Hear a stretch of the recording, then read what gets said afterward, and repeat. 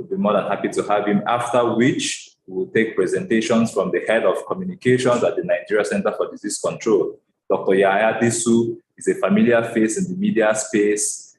He has anchored various training sessions on infodemics and as well as discussing various disease areas across the media. He's going to speak to the infodemics associated with the monkeypox outbreak, misinformation that has been picked up from our infodemics management team, as well as efforts by the NCDC and partners to tackle this.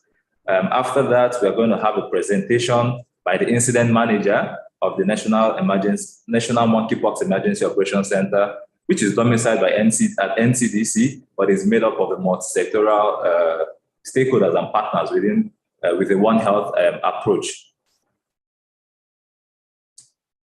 After that, we'll proceed immediately without waste of time to the question and answer session, whereby colleagues present, whether you're the media or health advocates, joining from wherever you are, you have an opportunity to ask questions. Unfortunately, for this initial session, we are going to limit it to the question and answer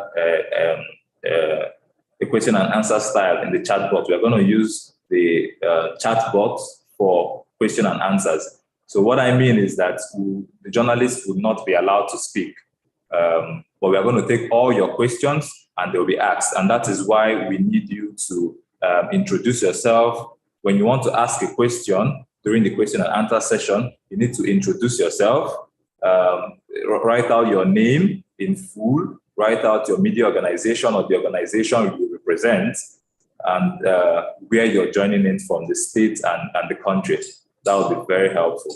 Once again, we welcome you to this session and we thank you so much for taking our time to join us here today. This is a media dialogue you will not want to miss, so we encourage you as we proceed to remind your colleagues, friends, families, whoever you think will benefit from this session. We are about to introduce our speakers in a few minutes. Thank you.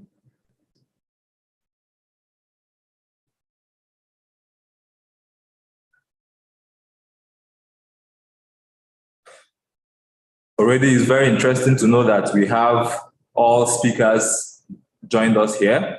We all committed to make this short and sharp, especially because we know that our colleagues are extremely busy at this point in time. It's also good to note that while the media space in Nigeria, the discussions and the discourse has been overwhelmed by political issues given the build-up for the elections next year, the media colleagues, our colleagues that we work with, have been able to ensure that health remains a priority. And that has been demonstrated by your commitment to joining this session early. So we would like to, in line with our agenda for this event, would like to introduce, for his welcome remarks, the Director General of the Nigeria Center for Disease Control and Prevention, who is heavily here present himself, Dr. Ifedayo Adetifa. Sir, we would like to have you give your welcome remarks. You're welcome, sir. You have the floor.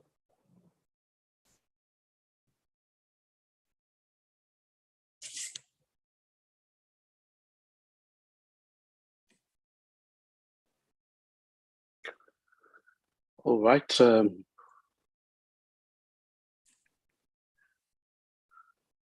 Good evening, good afternoon, good morning, everybody. I would like to start off by recognizing the presence of the country representative of the World Health Organization, Dr. Walter Malombu Kasadi, as well as other colleagues from WHO's country office in Abuja and the cluster leads. I also would like to recognize the presence of the NCDC team and leadership, directors, deputy directors, and other colleagues. And more importantly, I'd like to recognize our dear partners, gentlemen of the press, our media colleagues, and ladies and gentlemen, all health advocates present. You are the main priority for this event. Therefore, it is with great pleasure that I welcome all of you and thank you very much for joining us today.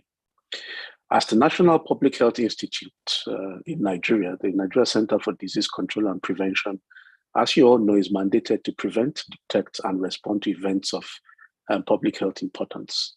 And over the last 5 years, and perhaps beyond, Nigeria has witnessed catastrophic effects of infectious diseases such as Ebola, Lassa fever, meningitis, measles, cholera, yellow fever, COVID-19, and more recently, what's in the news is monkeypox.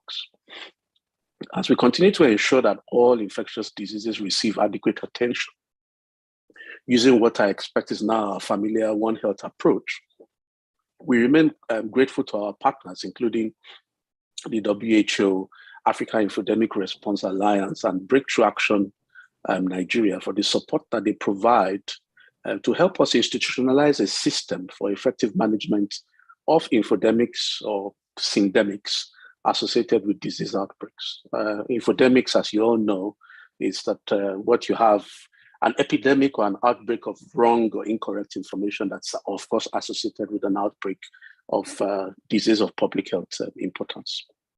Now, this partnership with the WHO, IRA, and Breakthrough Action Africa and Nigeria is led to a product called the National Infodemic Management Team, which is domiciled within the NCDC. And what we do in the National Infodemic Management Team is to conduct active social and community listening in order to identify information gaps related to diseases that we respond to in general, and in monkeypox in particular in this case. As you all know well, and as has happened since the last 5 years, we've continued to see monkeypox cases since January 1st of this year. And then following on from the announcement of an exported case in the UK on the 6th of May, we've now seen an unprecedented outbreak of monkeypox in countries that were not previously known to experience monkeypox. And as at the 22nd of June, the total count had sort of exceeded 3,000 laboratory confirmed cases from the virus. And thankfully, but with great sorrow and for the particular family affected, these 3,000 cases have been only associated with one death. In Nigeria, we have seen an uptick in monkeypox cases. And we now know, based on the trends that we've seen in the last few weeks, that if the current trajectory continues, or indeed is sustained, we may find ourselves in a situation where we match or exceed the peak number of cases seen in 2017 when monkeypox first re-emerged after a 4-decade gap. However, we believe that the ongoing efforts in country that predated this reporting of cases in other non-endemic countries. So ongoing efforts to strengthen surveillance, to increase awareness, our investments in risk communication and community engagement, and of course, the additional awareness that is afforded by monkeypox now being constantly on the headlines have contributed in part or in whole to this observed increase in cases in Nigeria. And we continue to monitor the situation, even as we sustain ongoing response efforts. The prevailing media perception and misinformation on monkeypox has also fueled narratives about the virus that are incorrect.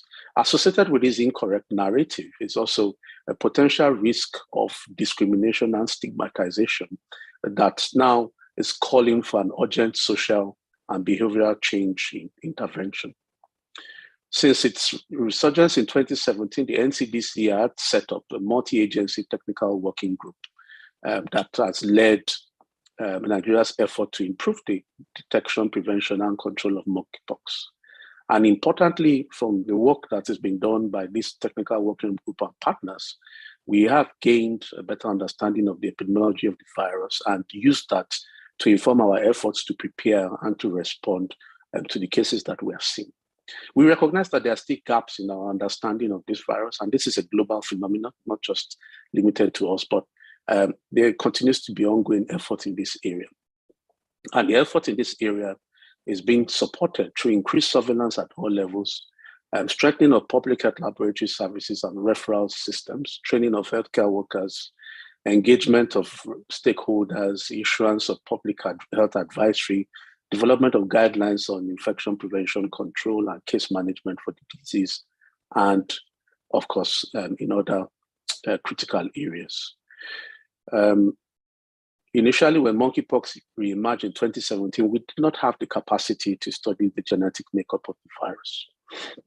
That capacity has since been established at the National Reference Lab in Abuja and continues till date, even as we identify cases, all in a bid to ensure that we identify possible changes in the genetic makeup of this virus that may either suggest that it is becoming more adapted to human beings, or that may explain this or contribute to our understanding of this resurgence in the numbers of cases. As has been practiced with the NCDC, even before I took over, we continue to be transparent with reporting of information regarding diseases that are under our purview. And as you can confirm, for the last 5 years, we've published situation reports regularly and hosted them publicly or made them publicly available on our website. Well, despite that, we still have some misinformation on monkeypox, especially since the resurgence of cases in or the appearance of cases in non-endemic countries this year. Monkeypox, ladies and gentlemen, is not a plot by anybody to cause lockdowns or to disrupt our lives as we saw with COVID. SARS-CoV-2, the virus that causes COVID, was a novel pathogen. We didn't know anything about it. And that, of course, we had to learn and institute efforts to control, even while we try to gain understanding of that virus. However, monkeypox is not a novel disease. Monkeypox has been around. As you know, the virus itself was identified for the first time in 1958, and the first human cases were identified in 1970 and 1971. So far, based on the information we have from our cases in Nigeria, we've not seen any change in transmissibility of the virus or in its clinical manifestations. And we're talking about the symptoms, the symptom profile, the signs of this condition. We continue to work hard to gain some insights into the areas that we do not have enough data on, such as which animal is the exact reservoir or reservoirs of this virus. And that understanding is required if we are to plan interventions that address the transmission of the virus at the animal and human interface before we start to have maybe human-to-human transmission. So today, the whole idea behind this event is to discuss monkeypox, the associated infodemic as a result of the recent global spread, and the current epidemiological situation in Nigeria. I'm particularly looking forward to today's deliberations. I'm looking forward to the interactions with the audience in questions and answers, so that we can collectively address the issues that have arisen that are due to misinformation and the circulation or sharing of incorrect information. Let's remember that stigma, especially when informed by or driven by incorrect information, basically hampers our ability to curb the spread of any infectious disease effectively. And we should learn. Stigma was a challenge for TB control. Stigma was and continues to be a challenge for HIV control. We need to take these lessons from other conditions forward, even in our reporting. And we are working, we are keen to continue working with you to help you report responsibly and correctly. We are, of course, monkeypox is not just a Nigerian health security challenge. So we are supporting the global effort to respond to the disease, as well as pushing for the renaming and reclassification of monkeypox virus to a non-discriminatory and non-stigmatizing nomenclature. This is overdue. And we've seen an example of how that was implemented with the SARS-CoV-2 virus. Monkeypox is a priority, despite being neglected by the rest of the world for many years. And when you consider the outbreaks we've had in Nigeria and in other countries in Africa, like the Democratic Republic of Congo and the Central African Republic, it is a shame that we needed the global spread for the much needed attention to be given to this disease even here in Nigeria. However, as I've said before, the headlines or the current headlines do not always reflect the priorities that we have. Regardless of what is being reported, whether it's politics, COVID, or otherwise, the NCDC, and I'm sure along with other national public health institutes or responsible bodies, continue to prioritize diseases of public health importance that they are called to respond to. And this is the case with us as well in Nigeria. So this is an essential dialogue you do not want to miss. We encourage you to invite other colleagues, family, and friends to join in now so that they can gain a better understanding of this infectious disease, monkeypox, and its spread. It is my sincere desire that through this dialogue, we can redefine the narrative of monkeypox locally and, of course, globally, even as we all continue to channel efforts to tackle this disease. Thank you all very much for your time, and I look forward to the rest of the interaction this morning or this afternoon. Back to you. Thank you so much, DG, sir, for that elaborate welcome remarks. I believe participants are well welcome. Once again, good afternoon, good evening, and good morning from wherever you're joining from. Dear colleagues, you're well welcomed again. At this juncture, we are going to quickly welcome and introduce the country representative of the World Health Organization Nigeria Country Office, who has been heavily supportive of the work we do, especially on infodemics management to the team. We welcome Dr. Walter Malombu to have the stage and give his goodwill message. You're welcome, sir.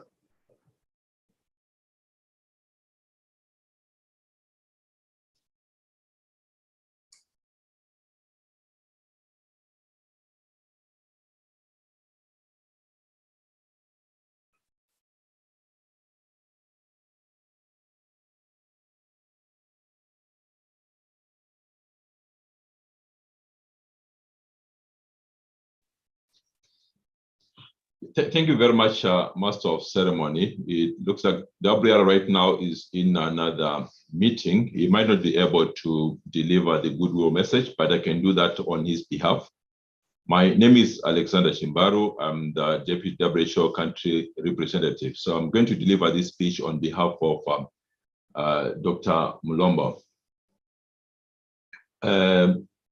DG SEM for NCDC, WR, Master of Ceremonies, colleagues from the press, government senior officials, or partners, all protocols observed. I would like to say this engagement has come at no better time than now, and do permit me to acknowledge the efforts of the government of Nigeria through the Federal Ministries of Health, the Nigeria Center for CDC Control, other ministries, departments and agencies, UN agencies and partners for their commitment and support over the years towards the prevention and control of monkeypox and other endemic diseases in the country. I would also like to appreciate the effort of the National Infodemic Management Team and the Africa Infodemic Response Alliance for organizing this vital engagement between subject matter experts, media professionals, and journalists to address the prevailing misconceptions about monkeypox disease by the general public and in the media, which has continued to fuel false narratives in Nigeria and globally. Hence the need for us all to have one coordinated response to monkeypox locally and globally to avoid it from becoming another pandemic, which by implication means equitable access to essential tools, resources, and information exchange. Therefore, what is extremely important now with monkeypox is to avert any potential for a repeat of the inequitable access to COVID-19 vaccines experienced by African countries, including Nigeria, in the early phases of the pandemic. There's not been any use of smallpox vaccines for monkeypox outbreaks in Africa. Since the eradication of smallpox, small quantities of smallpox vaccines have been kept in few national stockpiles. They are very limited and not in use for vaccination at the present moment. However, a new vaccine MVIBN against smallpox and monkeypox has been approved, but is not yet widely available outside national stockpiles. Since the 1st of January 2022, cases of monkeypox have been reported to WHO from 42 member states across 5 WHO regions. As of 15 June, a total of 2,103 laboratory-confirmed cases and 1 probable case, including 1 death, have been reported to WHO. While investigations are ongoing, most recent cases of this atypical outbreak continues to primarily affect men who have sex with men, for which the underlying factors are being studied. This has been further exacerbated with our infodemics around monkeypox outbreak, which needs to be urgently managed to prevent further spread of false and misleading information, resulting in anxiety, fear, discrimination, stereotyping that can erode trust in government, public health authorities, subject matter experts, and science, making it difficult for people to make informed decisions to protect themselves, their loved ones, and communities. The consequences of not taking decisive actions by working together is that the rumors, disinformation would cause more harm and cause lives to be lost than the monkeypox disease itself. This engagement would afford us the opportunity to disperse the mist and enable us visualize the road ahead of us all so that we can forge ahead and achieve more together.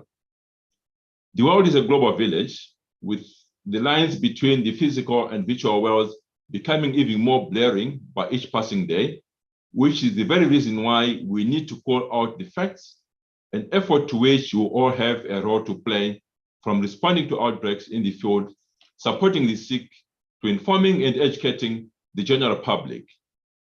Let me just give a reminder of the key facts about monkeypox, which you all need to be conversant with. Vaccines used during the smallpox eradication program also provide protection against monkeypox. Newer vaccines have been developed, of which one has been approved for prevention and monkeypox, like what I've already pointed out. Monkeypox is usually a self-limited disease with the symptoms lasting from 2 to 4 weeks. Severe cases can occur. In recent times, the case fatality ratio has been between 3 to 6%. Monkeypox is transmitted to humans through close contact with an infected person or animal with materials contaminated with the virus. Monkeypox virus is transmitted from one person to another by close contact with lesions, body fluids, respiratory droplets, and contaminated materials such as bedding. Monkeypox is a viral zoonotic disease that occurs primarily in tropical rainforest areas of Central and West Africa, and is occasionally exported to the other regions. An antiviral agent developed for the treatment of smallpox has also been licensed for the treatment of monkeypox. The clinical presentations of monkeypox resembles that of smallpox, a related ontopovirus infection which was declared eradicated worldwide in 1990. Monkeypox is less contagious than smallpox and causes less severe illness.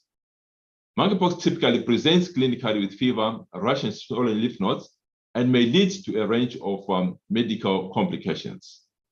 So colleagues, as members of the fourth estate of the realm, journalists on the health beat in Nigeria have been instrumental to timely dissemination of risk communication, messages on disease outbreaks to the general public. We as WHO appreciate all your efforts in social responsibility, which is required right now more than before to inform and educate the public about monkeypox and its risks. Colleagues, I would like to commit WHO that will continue to support Nigeria in addressing disease outbreaks and infodemics management, in strengthening the health systems and building resilience for a healthy people and a healthy nation.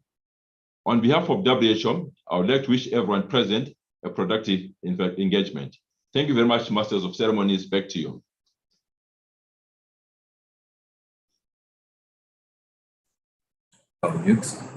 Yeah. Thank you so much, Deputy Representative of the World Health Organization, Nigeria Country Office, Dr. Alexander Chimbaru, for that wonderful remark. We are delighted to have you here and happy to proceed to the next item on the agenda. In line with our agenda for this event, very brief, in 90 minutes we should be done. We will be taking a presentation on the overview of monkeypox and its infodemics in Nigeria and globally. The National Infodemics Management Team, as earlier mentioned, which is domiciled in NCDC but supported by various partners, continue to work together to stay on top of the infodemics across monkeypox and other infectious diseases. And right now we'll be seeing an overview of the work that has been gone into this and what we have for monkeypox. That will be taken by the head of communications at the NCDC, Dr. Yaya Disu. Dr. Disu, you have the floor, sir. Thank you, Emeka. This is not my slide. I think this is for Dr. Amo. Okay.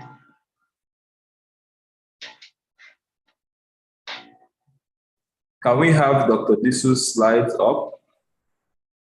So, thank you. Before the slide comes up, the Director General for Nigeria Center for Disease Control and Prevention, the person of Dr. Ifedayo Adetifa, the WHO World Rep, Nigeria ably represented here, and then I stand on the existing protocols. It's a privilege for me to do this presentation and then to be able to engage our colleagues from the media on what is happening with regards to infodemics and then how media has contributed to this globally, and then for them to know what the local media needs to do.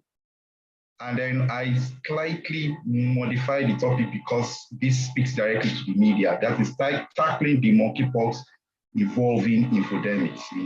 It's a subtopic of the bigger topic of overview of monkeypox and infodemics in Nigeria. It's not yet a full-blown infodemics because infodemics as defined is overabundance of information as we experienced in COVID-19 pandemic. But then we're already on the road to that if nothing is done. So the outlook for my presentation, next slide please. The reality of monkeypox information disorder. I will also be talking about the risk. Yes, okay, reality of information disorder, the risk of the consequences of this information disorder, response to addressing information disorder, and then rules of the media. Basically what we do in infodemics is addressing the information disorder. And when we look at the phases that have evolved in Nigeria with regards to monkeypox, it dates back to the time monkeypox was first diagnosed. That is in a group of monkeys in Denmark. But we can see three main phases clearly here: denial, disinformation, and discrimination. But then there are still other factors that we are not mentioning, but because we have a very limited time, when we're doing training, we'll talk more about them. With regards to the denial, we know that it is when one refuses to admit the truth or existence of something.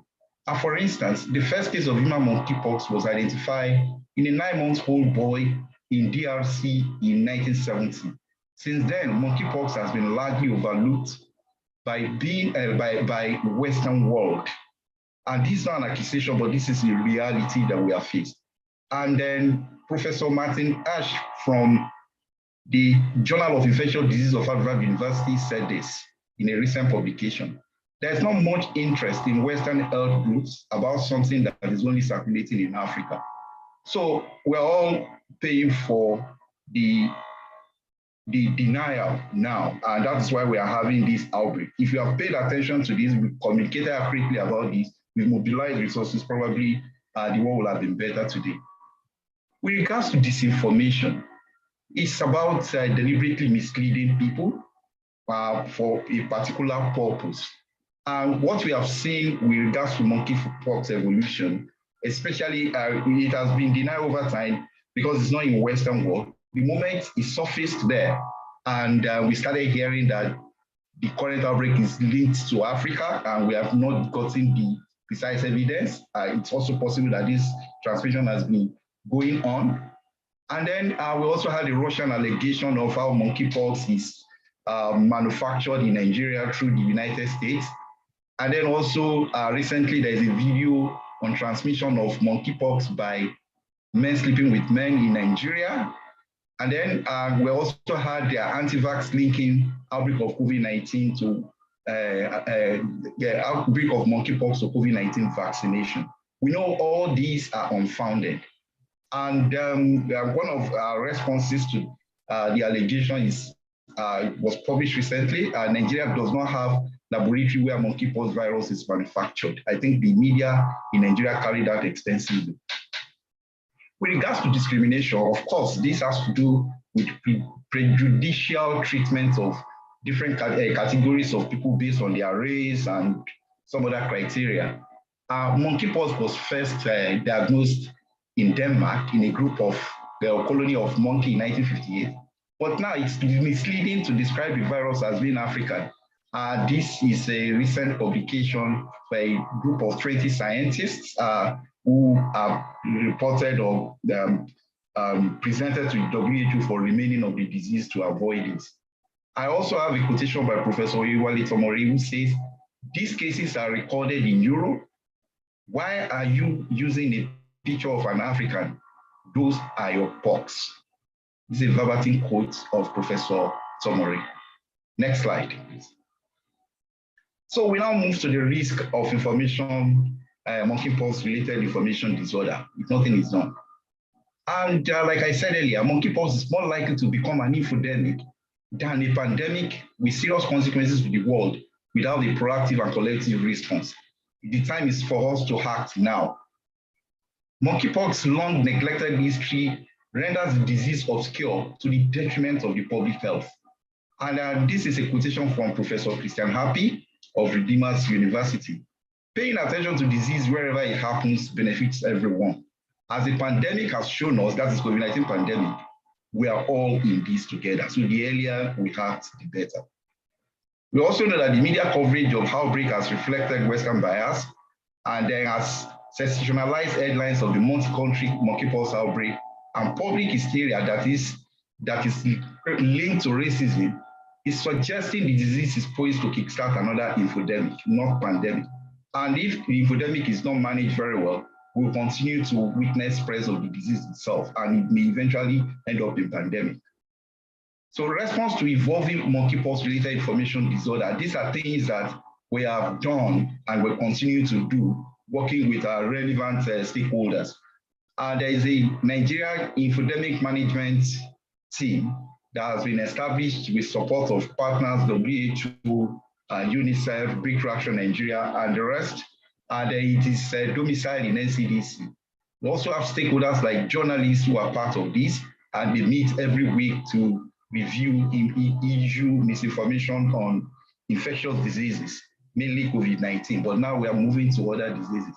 So commencement of monkeypox info surveillance and response by the NIMT has commenced, and then we have done some reporting, and we have informed the decisions at the EUC level. And then also timely production and dissemination of high quality information through public health advisory, CTREP that is published, because we also make inputs to support production of this to ensure that this is high quality. And then as well as press releases that have gone out, and then other information on our websites and the websites of our partners. Then baseline perception survey among the general population to inform intervention is currently ongoing. And then for us to really know how people perceive this to inform the intervention.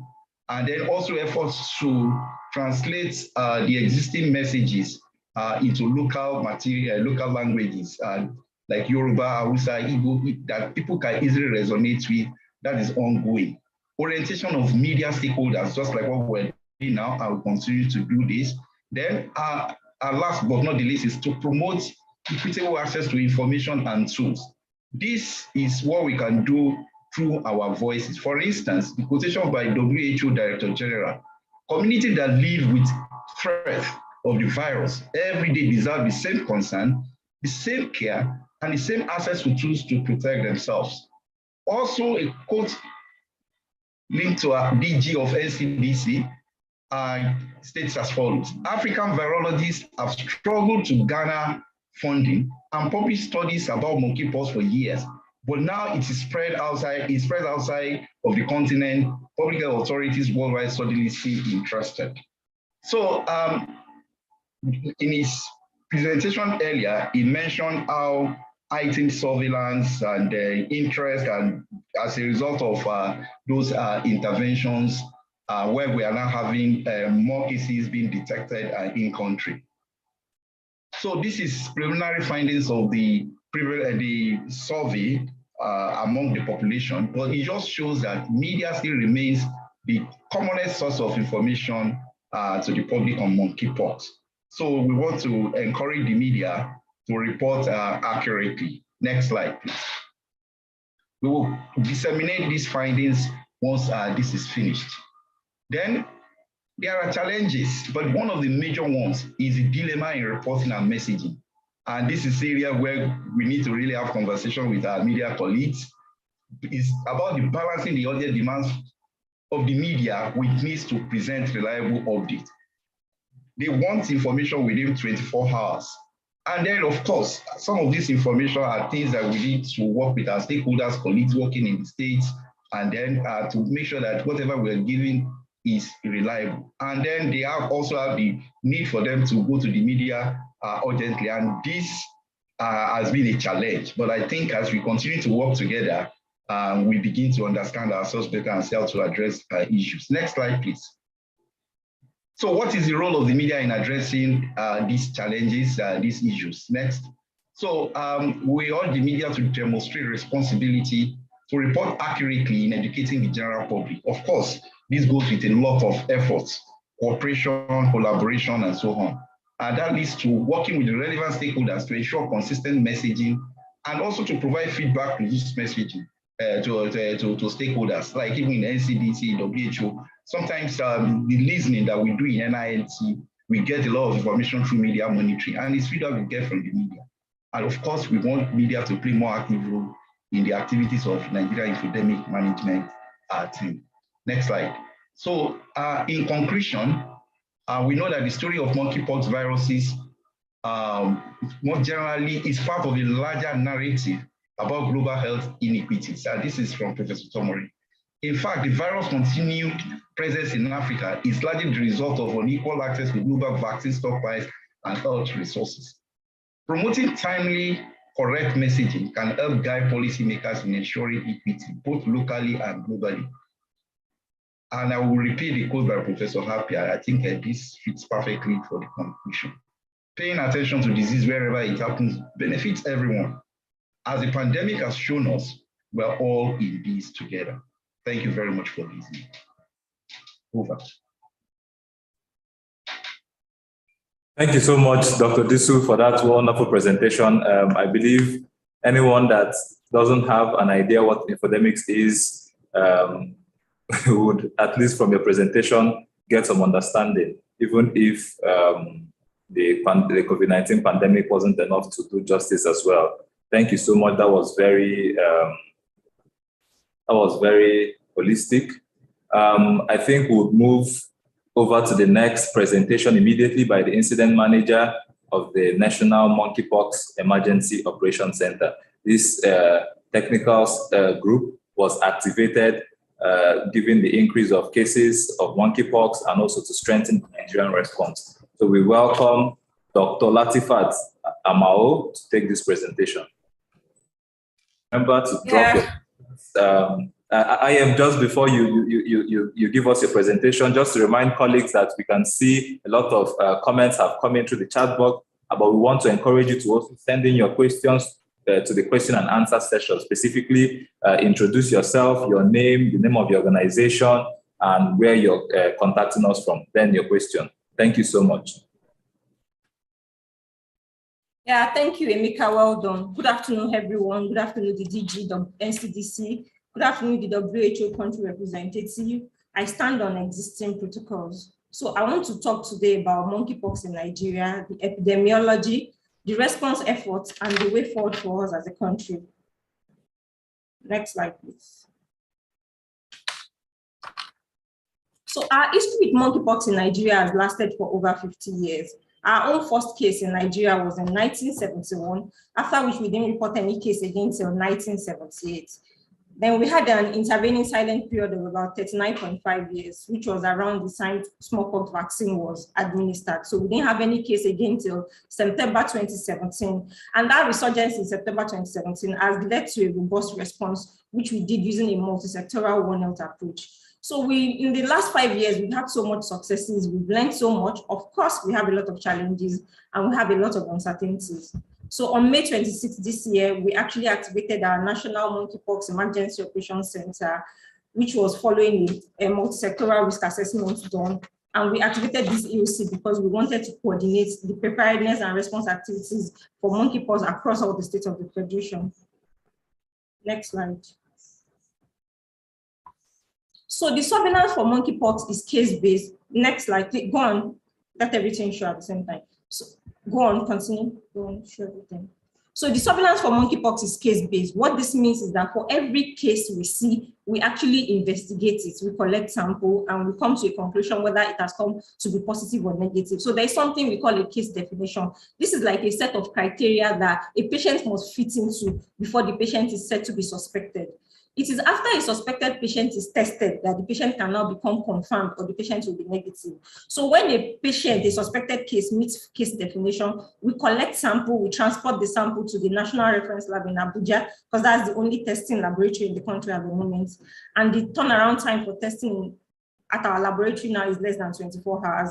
We release results from our lab manager that sends it to every state epidemiology in all the 36+1 state of the Federation. So when there is a positive result, the state epidemiologist and the surveillance team start contact tracing, which means they start following up the contacts of the positive cases so that in case one of the contacts starts showing symptoms that is similar to what fits the case definition of monkeypox, they can pick it up early before it gets to the society and increases the number of cases in the society. So we do this so that we can actually stop the chain of infection.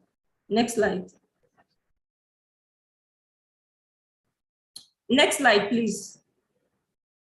So summarily, in Nigeria as of today, between January 1st and June 26th, we've had a total suspected cases of 204. What this means is that we have tested 204 samples. So 204 cases have been picked, suspected to be monkeypox. At the end of the day, out of these 204, only 62 turned out positive.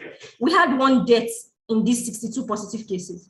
This one death was in a 40-year-old immunocompromised man who had chronic kidney disease 3 years prior to onset of monkeypox. He had a renal transplant. He was on cytotoxic and immunosuppressive drug before having monkeypox.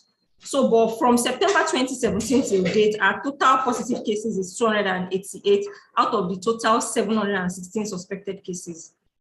The total death so far is 9. So that takes our case fatality ratio in both cases, both cumulatively and for this year, to be less than 5%. Next slide. So from 2017 till date, this is the total number of cases we've had from 88, came down to 49, 47, and now in 2022, we're at 62. When DG was presenting, he was talking about the increase in the number of cases, which we are attributing to improved risk communication activities. We believe that is part of what is responsible for this. Increased surveillance at the subnational level. And of course, because of the global pandemic, there is increased awareness at all levels about the disease. Next slide, please. Go on. So this map, go on, please show everything as well. So these are different maps of Nigeria showing what we've had from 2017 till date. So if you look at the 2017 map, actually in 2017, at the beginning of the resurgence, our cases were mainly from the southeast, south, and southwest.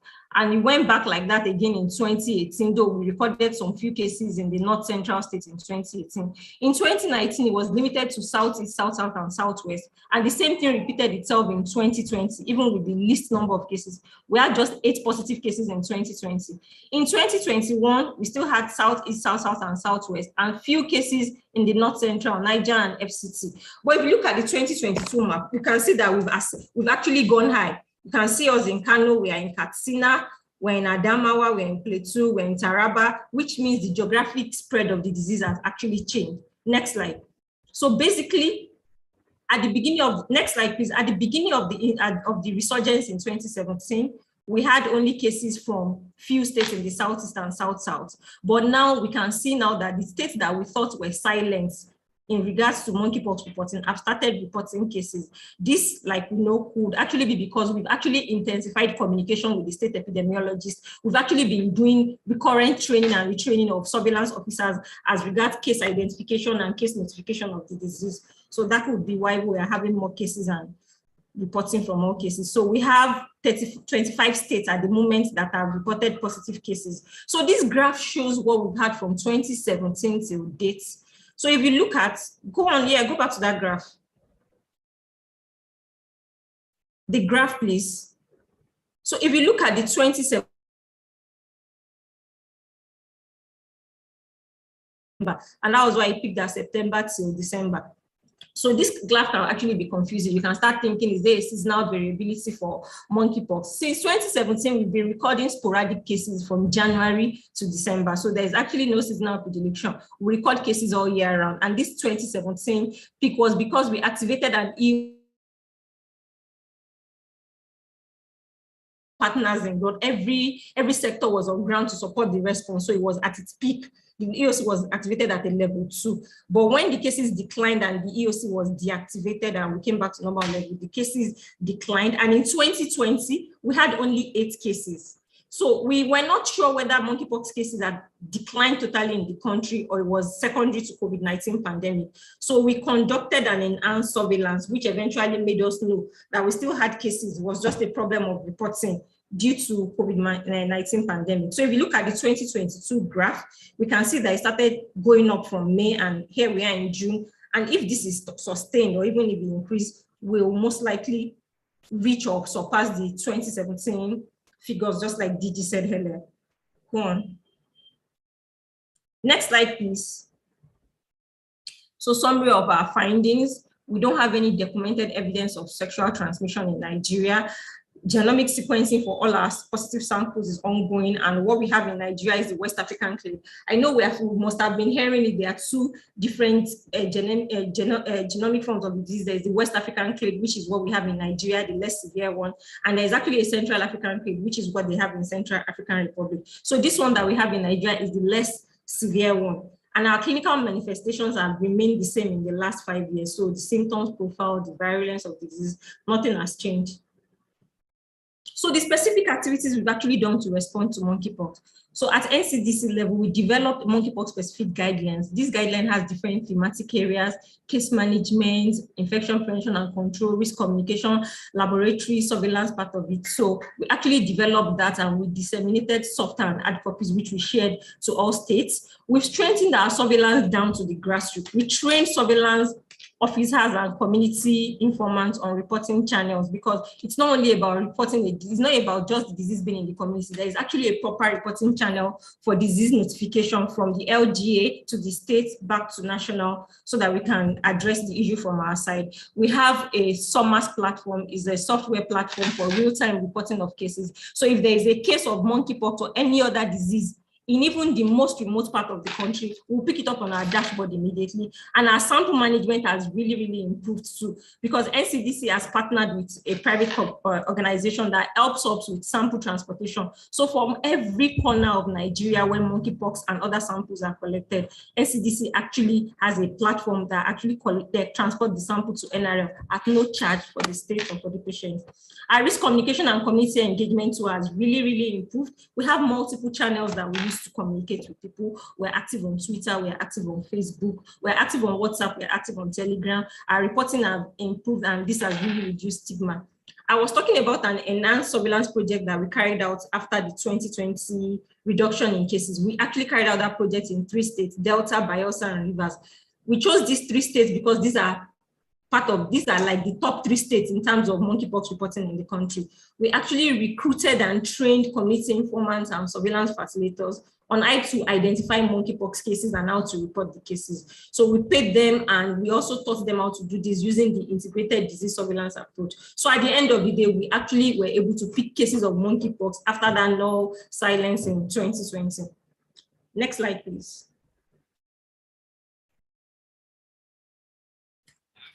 Other response activities that is actually ongoing also include the point of entry surveillance. So at our point of entries now at the international airport, there are screening forms to know whether someone has symptoms and signs that could be subjective of monkeypox. And this is actually because we are trying to limit or totally stop the process of importing or exporting monkeypox in and out of the country.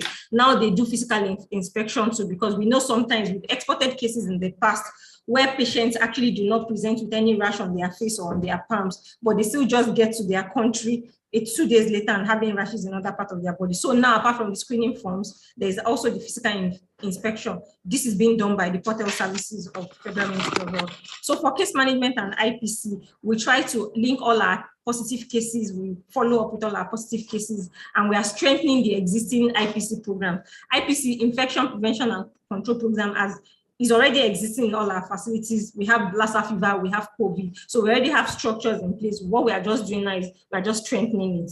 Then for our One Health response is a multi-sectoral response that inculcates human health and animal health and environmental health. Monkeypox is a zoonotic disease. So we can't say we want to tackle monkeypox if we are not involving the animal and environmental surveillance. So for our One Health approach, we actually we partner with National Veterinary Research Institute, just Federal Ministry of Agriculture and Environment. We do trap animals. So when we trap animals, what we do is at the moment now, MVRI in JOS can actually test those animals for monkeypox virus. So they trap once we have outbreak in some places and we have funds, we deploy the One Health team there so that they can, apart from doing outbreak investigation for human health, the animal health components will trap animals and try to find out whether one of those animals trapped will be the reservoir for monkeypox. Earlier, we had said that there is a lot of knowledge gap for monkeypox, and part of the knowledge gap includes all the animal reservoirs. For our laboratory testing, our turnaround time is less than 24 hours. We're carrying out genomic sequencing at our laboratory too, and our manuscript for the sequence sample will soon be published because we want to add to part of the global body of knowledge for monkeypox. So for our best practices, we have partner support for what we do for our TWG and EOC, WHO supports us, Affinet, USCDC, UK Health Security Agency, MVRI, Federal Ministry of Environment. For the partners I don't remember to mention, we all appreciate all your support, and it's actually one of the best things we do. Community engagement and participation. We work directly now with community informants at the local government level in states, so which makes it easy for us to know when there are cases, and even when people want to default. The fact that there is improved community engagement has actually supported what we are doing, and it makes it easy for those patients that would have as well defaulted to present at the hospital. The Public Health Emergency Operations Center and the Incident Management System approach is actually what we are using to manage our outbreak. That's what we used in 2017 outbreak too, which is what we are using now. This was actually tailored to look like the emergency operations center of the military. So that's actually the approach we use for all our diseases. We also have an events-based surveillance platform called Tatafo that actually scouts and picks rumors in the community. So when those rumors are picked, we actually now follow them up to know which is true and the ones we are discarding. This has also improved our surveillance and response activities. Human capacity development for case detection, case notification, and case management has improved. Timely containment of our 2017 outbreak. Monkeypox has now been listed into the list of IDSR notifiable diseases. We actually have some diseases that are called notifiable diseases in the country. Monkeypox was not for immediate reporting before, but monkeypox is now priority and is for immediate reporting. So we have a monkeypox technical working group that is domiciled in NCDC that continuously monitors and coordinates monkeypox activity all over the country. And there is a marginal increase in the index of suspicion amongst clinicians. Next slide, please. Like we said, there are a lot of knowledge gap in monkeypox, not only in Nigeria, but at a global level. If research is not funded and if research is not being carried out, we'll still continue to have this gap. So for our priorities in NCDC, we want to understand the chain of transmission of the disease. We want to understand the post-infection immune response. Does having monkeypox once, does it confer lifelong immunity? We want to be able to develop vaccine. We want therapeutics, and we want to focus on genomic sequencing as well. So our main challenge is low risk perception due to low fatality rate, low sensitivity of the surveillance system because of poor awareness within the community. We have only one central public health lab in the country. So only NRL, that's our National Reference Lab here in Abuja, can test for monkeypox at the moment. There is lack of sustainable funding for surveillance activities at the state level. A lot of state epidemiologists have reached out to me personally in the last couple of weeks to complain about how they cannot even fund what they need to do, how they are struggling to do what is supposed to be right. Minimal dedicated funding for research activities. The DG has talked about it, Dr. Disu also spoke about it. If we don't fund research for monkeypox, the problem that has been limited to Africa, which is now becoming a global problem, may even get bigger if we don't do what is right. Gaps in knowledge include transmission mechanism, immune competence, and reservoir partner. Then a main challenge for us is that the response for monkeypox in the country is mainly driven from national. So most of the states in the country have actually not taken ownership for the response, but it has actually improved significantly in the last couple of weeks because of the global outbreak. So broad areas for improvement, strong advocacy to multiple stakeholders, including the media, just like we're having here. We know we need to speak to people, the media, the professional group, the medical doctors, the National Association of Dermatologists, Resident Doctor, Nigerian Medical Association. We need to talk to our policymakers. We need to involve a lot of people in this response. We need their support. We need to sustain and intensify risk communication. It's because people are now aware of risk of monkeypox because of the global awareness. That is why even people now walk up to health centers to present at themselves at hospital that they have signs and symptoms similar to monkeypox. Inadequate pool of workforce for multiple disease outbreak. So Lassa fever is endemic in Nigeria. Lassa fever outbreak usually we start recording our cases from around November, December, and it peaks till it drops in May. There's CSM outbreak, there's cerebrospinal meningitis outbreak, there's measles outbreak, and COVID pandemic is still there. So inadequate pool of health workforce for multiple disease outbreak actually needs to be looked into. Then we need to carry out a surveillance system evaluation to be able to carry out targeted intervention to improve surveillance. Initially, if you remember, when I was showing those 6 graphs, the first one showed that monkeypox was just limited to south, and southwest.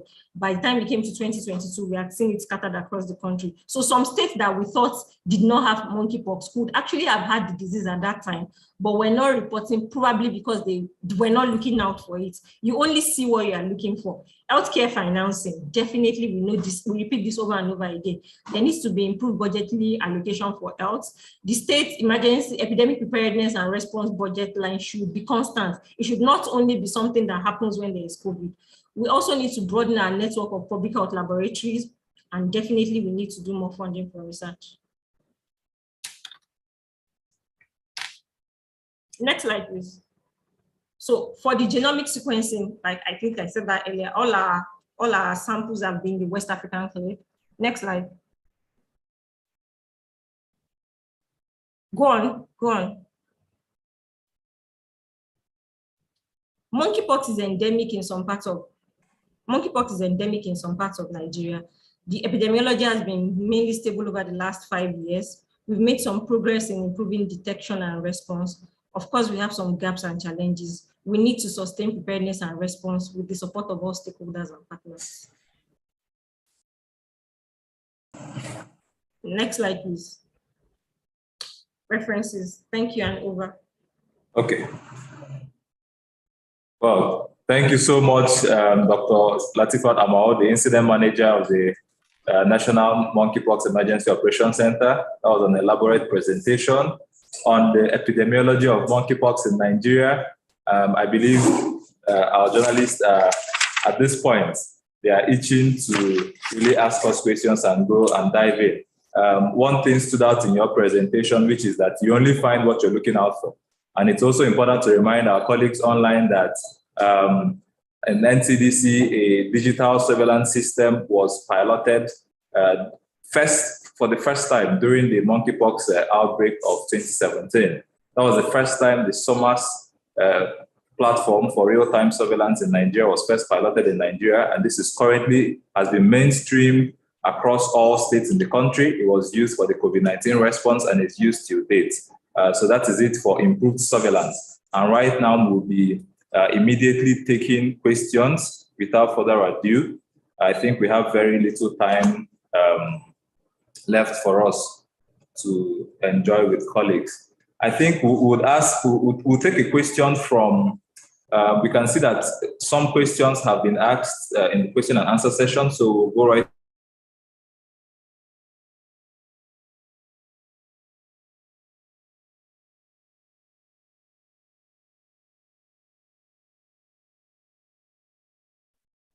Hello, sir. We can't hear anything from the side anymore.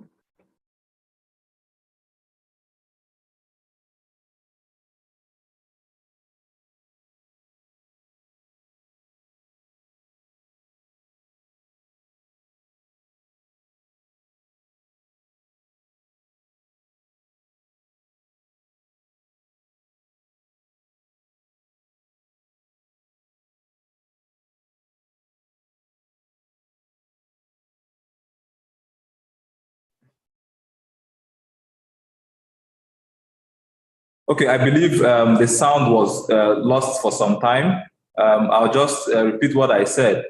So we are now moving into the question and answer session. I believe I can be heard now. So we are in the question and answer session now. We're going to take questions from all participants, both colleagues in the media, health advocates, and also other participants present. We are only going to take the questions that have been sent through the question and answer icon, and we'll be reading out your questions and who they are coming from.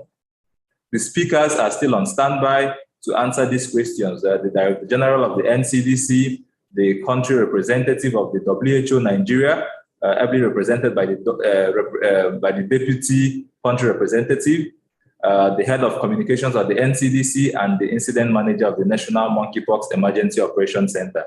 They are all available to take your questions. So we want as many questions to come as possible. And if in a situation where we cannot take all the questions, they will be responded to, and we'll provide them as a fact sheet to all the channels by which we have disseminated the invite for this event. So one way or the other, you must get the responses to your concerns and questions. So starting with, we got a question from Guardian Nigeria, Chukuma Mwaya, asking, does Nigeria have vaccines for monkeypox? If yes, where do we get it?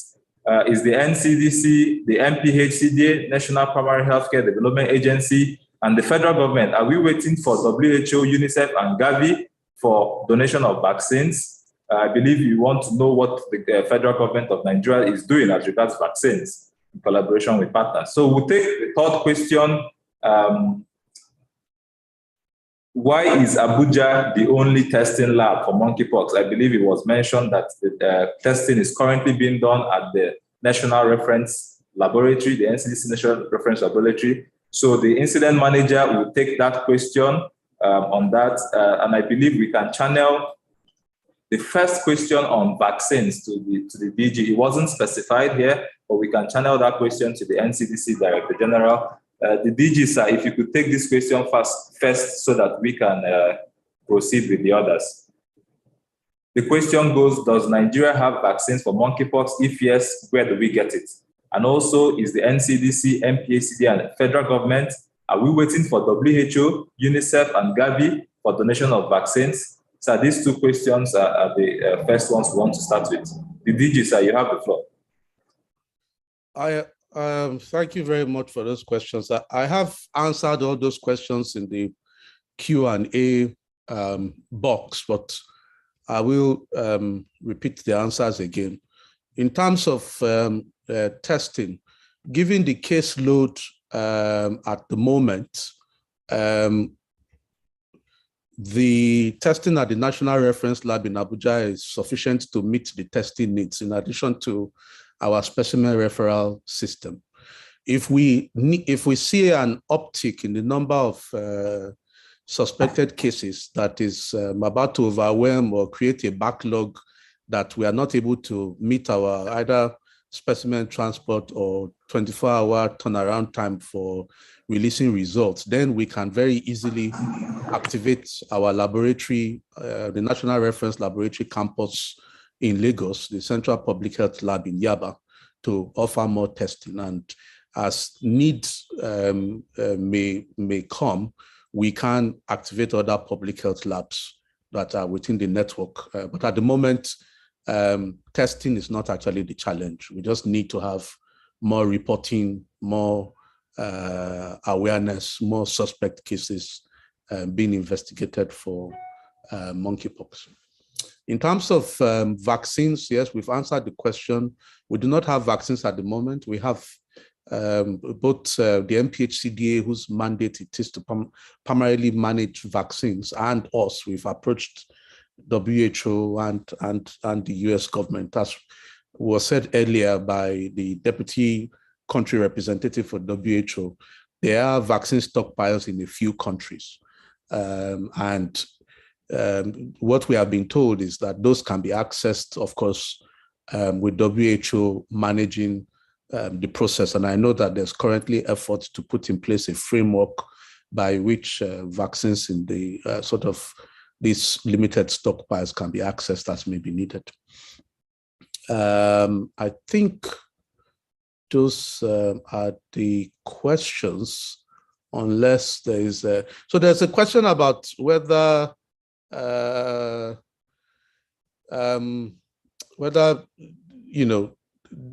monkeypox is a concern in Nigeria, or let me just review the process. So basically, if people remember, when COVID was first reported in November 2019,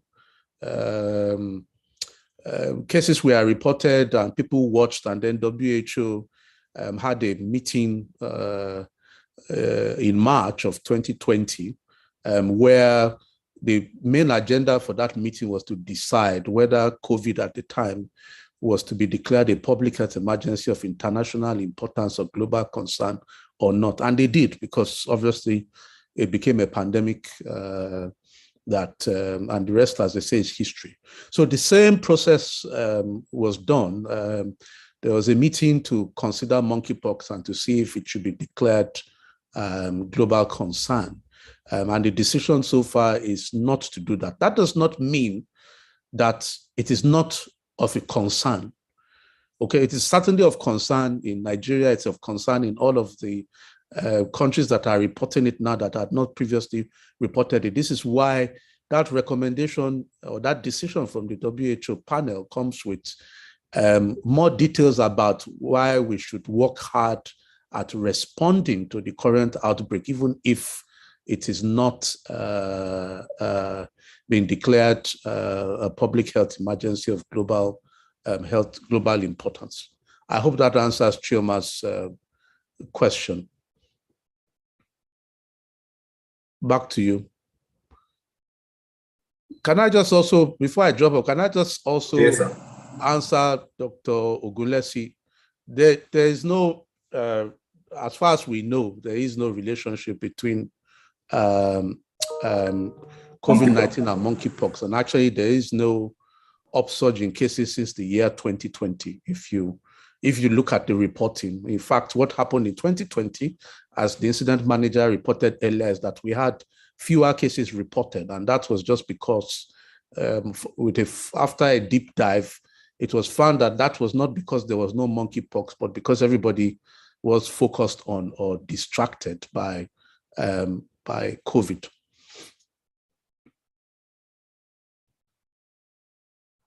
Back to you.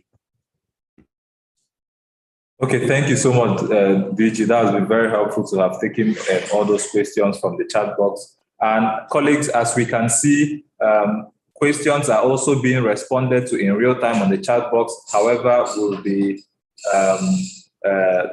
for sake of clarity and being elaborate, and for others to also listen, will be responding to some. We'll be speaking to some directly. We have a question here by Chinyere Ezudi. How about writing to the state government to support monkeypox preparedness and response plan?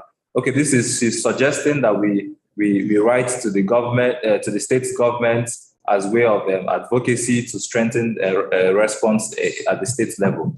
I believe the incident manager will take this question in addition to another question from Temitope Adewale. The incident manager, we want you to take these two questions. Okay, perhaps you can take the first. how about writing or reaching out to the state government to support the monkeypox preparedness and response?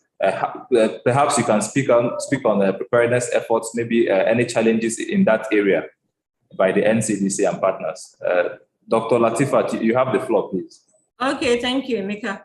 So, writing to the state government to support monkeypox. Before we started reporting this large number of cases, since the beginning of the global outbreak, we actually wrote to all the 36+1 state commissioner for health. We told them what we needed them to do to support.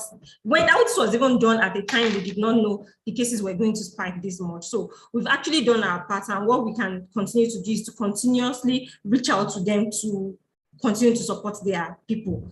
NCDC does not have the power to mandate a governor to do what they should do, but we would only reach out to them and tell them what we expect them to do, which we have done on our part. And significantly, it has really improved. If we compare what we've had in the last 6 weeks to what we were having before, there's actually so much improvement. Now I know that every positive case we've been reporting, they've actually been following up. Though I know they complain it's difficult, they don't have funds, but the thing is they are still doing it. There must be a reason why they are still doing it. If there is zero funds, they will not do it. They may not have the kind of funds they want, but we may not be where we want to be, but we are not where we started. We are actually improving little by little. Then there is also a question I saw. When will vaccines be available? The DG has talked about that. Then do we have jingles? I think I saw something on jingles. Okay, there's no jingle yet for monkeypox. Yes, it's true, we don't have jingle at the moment, but very soon it will be out. We are working day and night to ensure this is out as soon as possible, and we'll make sure it comes out in English, Yoruba, Hausa, and Pidgin. We're working hard on that, and it's soon be out. Then is there any other question here? Do we have? Yeah, thank you so much. Are there ongoing research on vaccine for monkeypox in Nigeria? At the moment, we don't have any vaccine research in the country, but we are open to collaborations. Can you tell us the lab and where it's located? So there's no lab like that, but we are open to collaborations. Okay, thank you so much. Any other thing? I think we've addressed everything. Thank you. Yes, thank you so much. I mean, you've been very, very outspoken on this.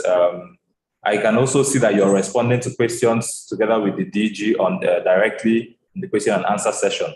We will be highlighting some of these responses. If you're just joining us, for instance, we've seen that this question has come up again. Why is Abuja the only testing lab for monkeypox? This person is asking about the National Reference Laboratory, the NCDC's National Reference Laboratory in Abuja. And our response to this by the DG of NCDC is that given the current caseload, the National Reference Laboratory can meet the testing needs for the country. If we see a persistently higher trajectory, we will activate our reference lab campus in Lagos, which is the Central Public Health Lab, for testing, and as many more labs as needed. This is from the DG himself on the chat box. And speaking in line of this, colleagues would also remember that just like the COVID-19, in the wake of the COVID-19 pandemic, over 150 labs were immediately activated within a year to respond and meet the testing needs of Nigeria. So we are saying that in a nutshell, that given the caseload, the testing lab available can meet our current caseload. Colleagues that haven't seen our latest situation report, it was published today. You can also take a look. And this may help you synthesize to ask enough questions as possible. We'll be taking a question from Osaro Uzama. Location is not specified. However, the question is, are there any provisions for public health practitioners around the country who are willing to volunteer their services in the battle against monkeypox in Nigeria? How can they reach out? Of course, this is always very, very much a very keen area of interest, and I believe the DG can also speak to this. We have a question from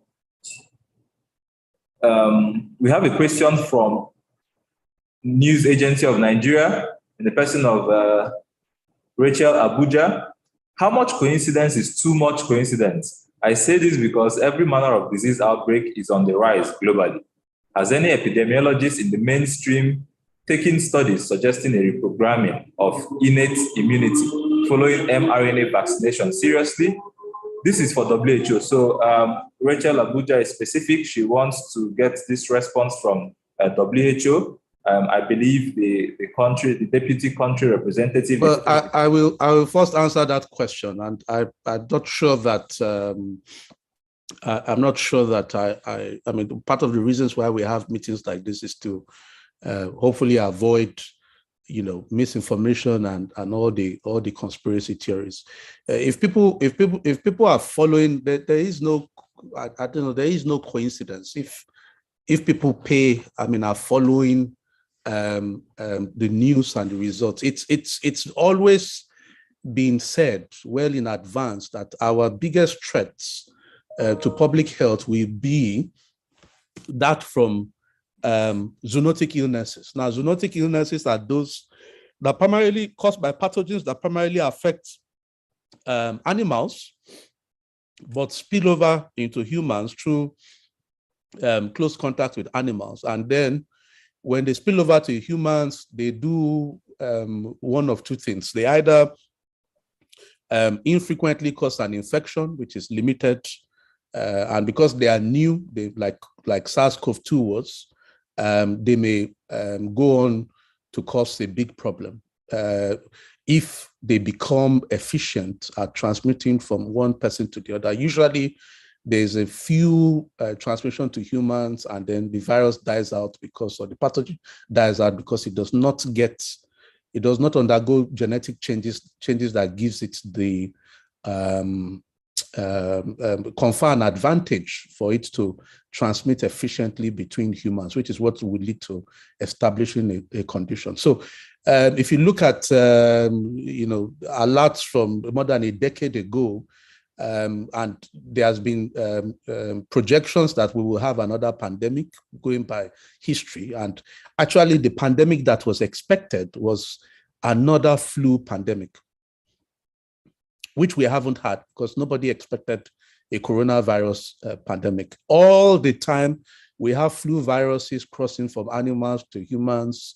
And this will continue to happen, not just because of our close contact with humans, with animals, but because human activity is also affecting the environment and narrowing the interface between animals and man, such that we are in closer contact than ever. We are destroying their habitats. They are coming into our homes. And this is the case with Lassa fever. This is the case with Ebola. This is the case with SARS-CoV-2. This is the case with influenza, which caused the Spanish flu pandemic. And this is why we continue to advocate that you need a One Health approach to preparedness and response. That is, take into account both, not just the human side of things, but the environment and the animal sector in efforts to prepare and to prevent and to control disease outbreaks. Also remember that there's what we call surveillance artifacts. We are getting better at looking for things. So it's a simple thing. If you live around bushes once in a while, you see the occasional rat or grass cutter or the hare, okay? If, like it typically happens during the dry season, people arm themselves with sticks, they invade the bushes or they set fire on one side and wait on the other side, what happens? You get even more animals coming out from the side, running away from the disturbance of the bush or the fire. So this is exactly what happens. The more you look for something, or the better you are at looking for something, the more of it you are likely to find initially before they stabilize.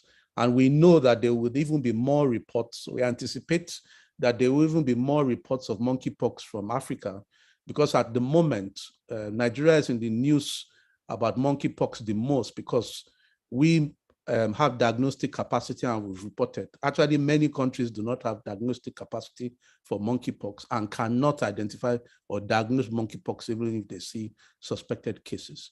And as was highlighted earlier today, at the National Reference Lab, working with the African CDC and the African Society for Laboratory Medicine, we are hosting training in monkeypox diagnosis for 20 participants from all over Africa, which means that when they go back to their countries and they have the tools to work with to make diagnosis, they are likely to find cases if the cases exist there. And then initially more cases will be reported before things normalize. Yeah, so that's the answer to Rachel's question, and I think one other that I saw. Thank you. Sorry, in response to the, I typed an answer to the question about people volunteering. Please remember that you can volunteer in your state. Charity begins at home. The NCDC's mandate really is to support states to respond to public health challenges and then to take charge of large or to respond to small outbreaks. And then NCDC is only responsible when you have a large outbreak. So please volunteer, reach out to the relevant health authorities in your states, in your locale, where you are more likely to be able to make a difference. Not everything has to be federal or driven by federal effort. Back to you. For that wonderful explanation and what the work you're doing, responding to questions directly in the chat box, the question and answer session. That one is very cumbersome. Happy you're more than you're happy that you're here to do this. I think Rachel also wanted to hear from WHO on this. So maybe if they have, if WHO still has additions into to complement what the DG has said, we'll be very much happy to have you in person of the Deputy Country Representative for WHO, sir. Thank you very much. Thank you very much, DG. The DG has actually explained everything. I'll just make one or two additions to what he has said. One thing which is very critical when you talk about issues of zoonotic disease is the component of urbanization and movement of people in different areas. Destabilization of the animal habitats, that is where we normally pick some of these conditions. So that becomes a very critical area. Human behavior and cultural factors, also that becomes very critical when you talk about the current increase of zoonotic diseases. I'm sure you're all quite aware that most of our epidemics right now are caused by about 85% of our epidemics are due to zoonotic diseases. So it's not a new phenomenon that we're getting monkeypox right now. It's one of the zoonotic diseases which is actually trending. So if you look at it, the issue of movement, which I just talked about, is seen the transmission of this disease in about 50 countries right now as we are speaking, which means that movement, urbanization actually play a very critical role in this particular area. So that's the addition which I'd like to make there. So coming to the issue of the global concern for monkeypox, I would like to make a correction like what the DG has said. WHO is actually worried about monkeypox right now. What is supposed to happen is look at the IHR regulations of 2005 using Annex 2. Disease is supposed to be declared a public health emergency of international concern, right? For it to become a fake. But in this particular case, the emergency committee said, and they were using the Annex 2, they did not see it fit to qualify as a fake, but it remains an issue of a global concern. We are not saying that it's not of any concern. What is happening right now is that we've actually engaged a lot of our researchers on this to understand the dynamics of transmission of monkeypox right now in a number of countries. So we have scientists and researchers actually on the ground looking at this. And we are also looking at negotiating scaling up production of vaccines. There was a question of vaccines. We do not have adequate vaccines right now to distribute to all the countries, but WHO is negotiating with the producers. So we have a very good stock of vaccines, just in addition to what the DG said. Thank you. The WHO country representative presented by the Deputy Country Representative for that response. I think we have a lot of questions, a lot more questions coming in, very interesting questions. We'd really love to take all, but we would be very quick about it. Just to remind our colleagues sending in questions, they are very good questions. Please specify who you want to address them and also the organization you represent or where you're reaching out to us from. We have a very good question here from Chioma Obinna of Vanguard.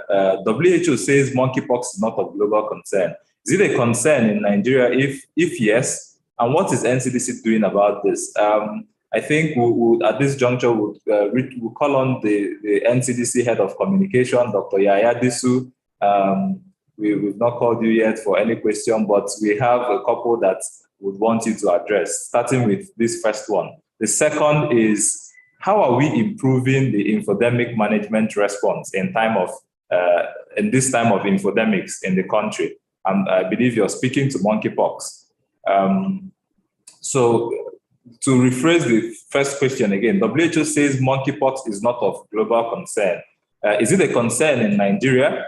If yes, and what is NCDC doing about it? So these are questions that our infodemic management experts will take, starting with the NCDC head of communication, Dr. Yaya Disu.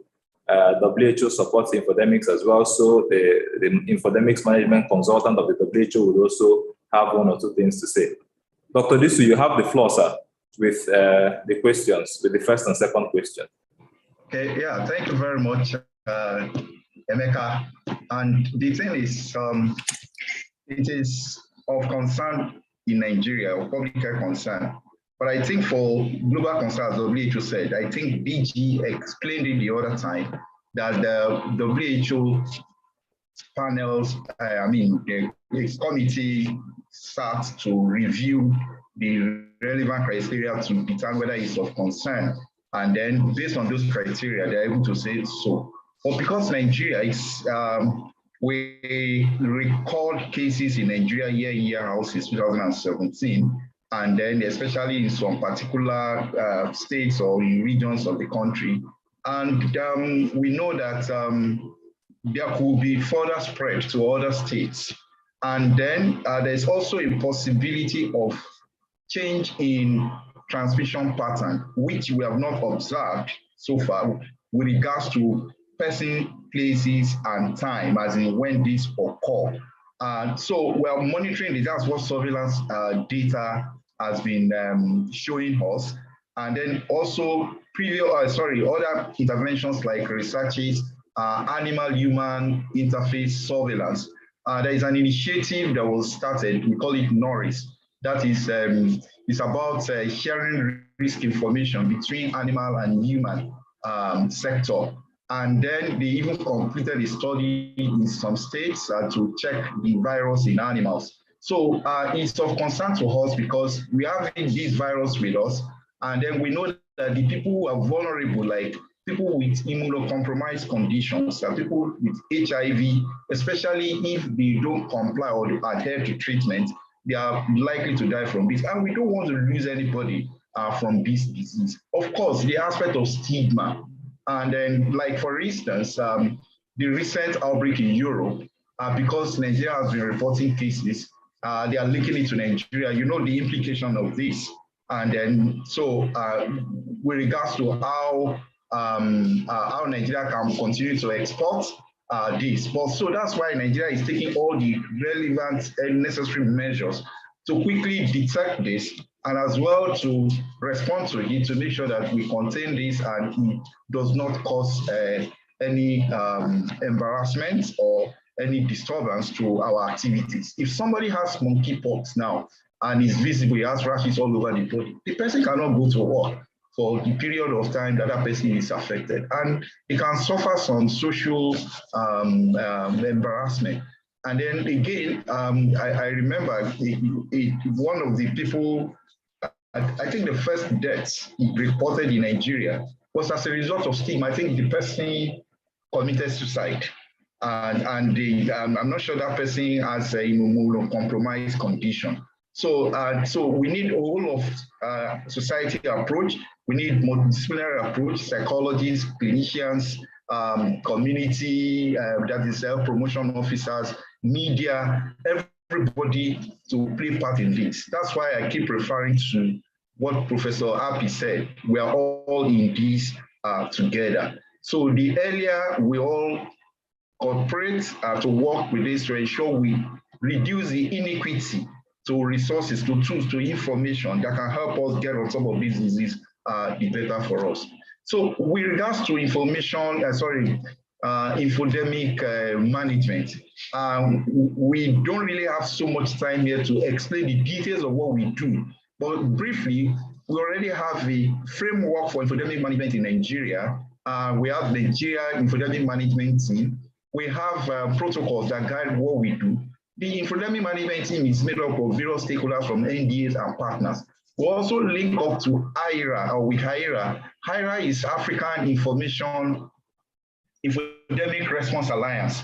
And then it's a partnership between WHO, UNICEF, and then African CDC, and some other countries, and some other partners, and then in tackling COVID-19 misinformation.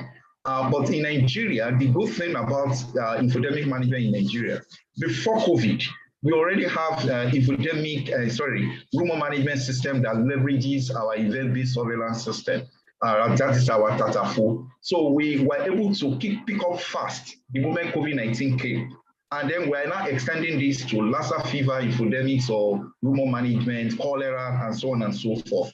So we have protocols, and then we have people who are trained to do this. And we have also started rolling out this capacity at the subnational level. Because of the limited funding we have so far, we've been able to do it in 12 states for this year with support of Global Fund. And we've completed the training in those states down to the local government level. And those states have been reporting to us at our weekly meeting on Mondays. And then again, we have also reviewed our strategy, Nigerian Infodemic Management Strategy, and we did that around February this year. And then another program that is in the pipeline is EIS, we call it EIS. That is, E stands for epidemiology, I stands for infodemic management, and S stands for social and behavioral change. And this is a course we are trying to introduce to the media. And it's going to be an intensive course. And efforts are ongoing among the various stakeholders between Nigeria Center for Disease Control with support of WHO, and then mainly Breakthrough Action Nigeria and then AFINET to develop the curriculum for this course, whereby we will have journalists who can report as experts, who can join the team to go to the field to report and to participate in outbreak response and can report accurately. So I think once we finalize this with the stakeholders, you get to know. Part of the process, we have already conducted a survey, needs assessment to understand what question needs to be in this tool. And I think, let me stop here so that Dr. Abdul Rahman, WHO consultant who has been supporting us, can also add to this. Thank you very much. Good afternoon, colleagues. Good afternoon, Dr. Abdul. Dr. Danjuma, you have the floor, please. Yes, yeah. All right. Thank you very much. Good afternoon, good morning, good evening, colleagues. I would like to thank the DG for this opportunity, for my deputy country rep, my cluster lead for this opportunity, and also all protocols duly observed. So as regards, my colleague have already given some insight into what we are doing. So as regards infodemic management, we are aware that it's a nascent area of work globally. However, it has a very long future. As we've known and observed, yes, medical conditions and diseases are affecting people. And if necessary actions are not taken as regards behavioral change and seeking proper care, they tend to fall ill and then could lead to loss of life. In addition to that, getting wrong information, false information, disinformation, as regards actions to take when one is down with this sort of diseases or to avoid them, can also lead to death. So we can see that indeed we need to manage the medical conditions as regards the spread of the virus or the disease, as well as the information we consume, which means that we need to consider information hygiene. Furthermore, with the advent of COVID-19, necessary actions were taken globally, including Nigeria, for us to address the infodemics, the false information that we're spreading around, causing more harm. And in respect to that, a lot of advancements were made and results were achieved in the country with the support of the government and also partners. In addition to that, Nigeria also is endemic and also have some other diseases. So as a result of that, we're successfully able to integrate other disease conditions like cholera, Lassa fever, yellow fever, measles into infodemic management structure across the country. So we could see that is a great achievement as a country to be able to address false information and misinformation. Furthermore, like my colleague had said, we've also advanced training to subnational level. We look forward to state governments and states reporting on infodemics within the states. And we've been getting results from that from at the state level where necessary actions have been taken.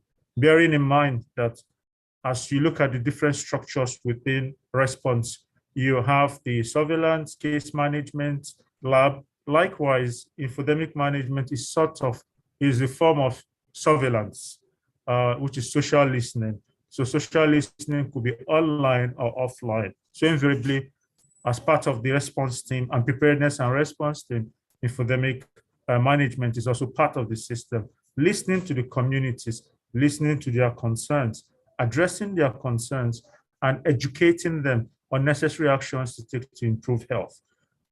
In addition to that, we look forward to having a robust infodemic management intelligence hub in the country. And we hope that that would be a first of its kind within the region for us to be able to have real-time data and information on regards behavioral risk perception and other necessary surveys that can be conducted to have insight into content we design and also information we communicate with people to take necessary actions. I would like to thank you very much for this opportunity. Thank you, and over. So maybe just one addition, Master of Ceremonies. Thank you very much, Dr. Shaka. I just want to make something very clear so that we don't start with infodemics from this platform. I want to make a correction that WHO is not concerned globally about monkeypox, right? I would like to say that WHO right now is concerned globally about the monkeypox. Why? This is the reason why they set up the emergency committee regarding the multi-country outbreak and response for monkeypox. That is the first indication that WHO is concerned. So that indication actually escalates to all the countries, including Nigeria, to be on a high alert, to put response mechanisms in place, to look at our preparedness, look at accessing technical guidelines, which will help them to respond.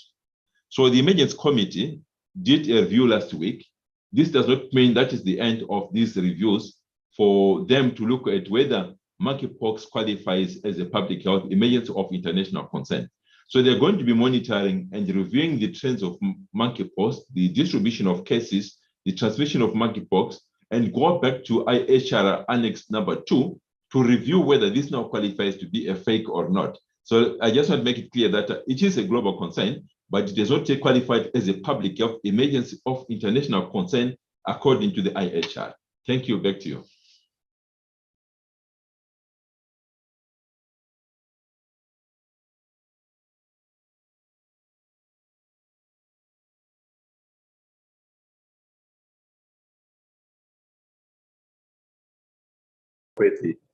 Very good, very wonderful responses by Dr. Disu and Dr. Danjuma.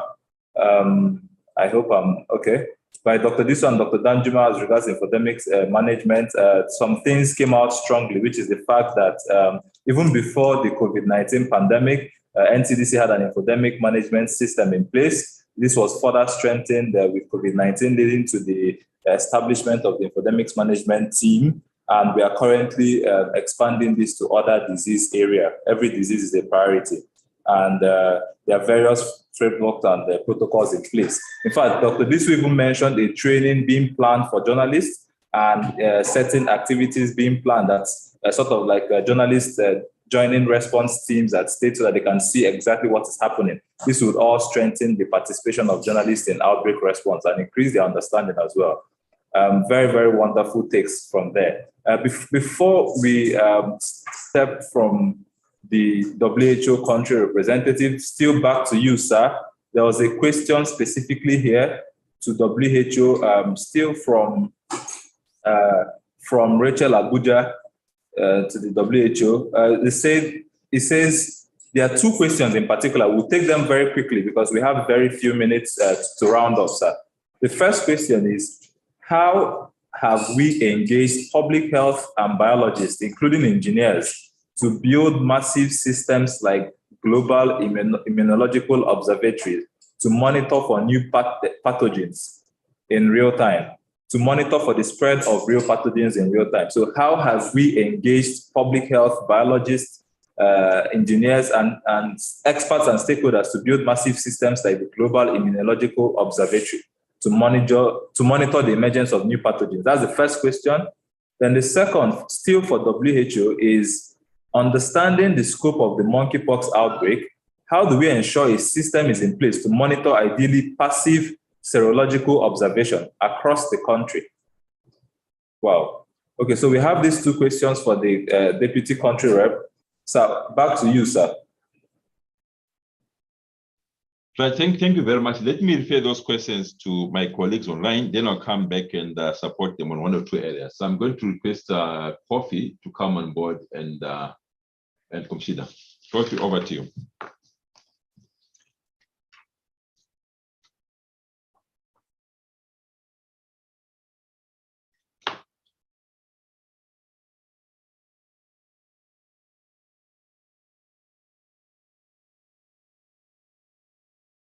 Dr. Kofi Boateng, is that the Emergency Preparedness and Response? Yes, that's correct. Thank you. Question, sir.